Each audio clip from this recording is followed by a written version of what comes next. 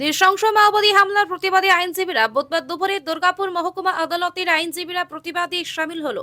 মৃতদের স্মৃতিতে শ্রদ্ধা জানালেন আইনজীবীরা। দুর্গাপুর মহকুমা আদালতের বার অ্যাসোসিয়েশনের সভাপতি দেবব্রত সাই বলেন, এই ঘটনা সারা দেশকে নাড়া দিয়েছে। যারা মারা গেছে তাদের পরিবারের প্রতি আমাদের সমবেদনা রইল। যারা চিকিৎসাধীন রয়েছেন তারাও দ্রুত যাতে সুস্থ হয়ে ওঠে সেই প্রার্থনা করি। কিন্তু ন্যাক্কারজনক ঘটনা মেনে নেওয়া যায় না। কড়া পদক্ষেপ গ্রহণ করা দরকার দেশের সরকারকে। এই ঘটনা গোটা ভারতবর্ষকে নাড়িয়ে দিয়েছে। আমরা আইনজীবীরা এর থেকে আলাদা থাকতে পারি না। কালকের ঘটনায় যে নক্কারজনক ঘটনা উগ্রপন্থীরা ঘটিয়েছে, আমরা অত্যন্ত মর্মাহত। যারা এতে মারা গেছেন তাদের আত্মার শান্তি কামনা করছি। তাদের পরিবারের প্রতি আমরা সহমর্মিতা জানাচ্ছি, তাদের সঙ্গে আছি আমরা।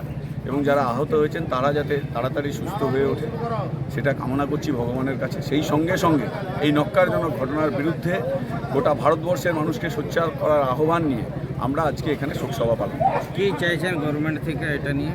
গভর্নমেন্ট থেকে চাইবার কি আছে? এই তো গভর্নমেন্টকে ভাবতে হবে এই জিনিসগুলো যাতে না হয়। এই জিনিসগুলো বন্ধ করার চেষ্টা গভর্নমেন্টকে করতে হবে। একটা দেশ, সেই দেশে বারবার আঘাত আনা হচ্ছে, ভাবতে হবে ওই কি গভর্নমেন্ট।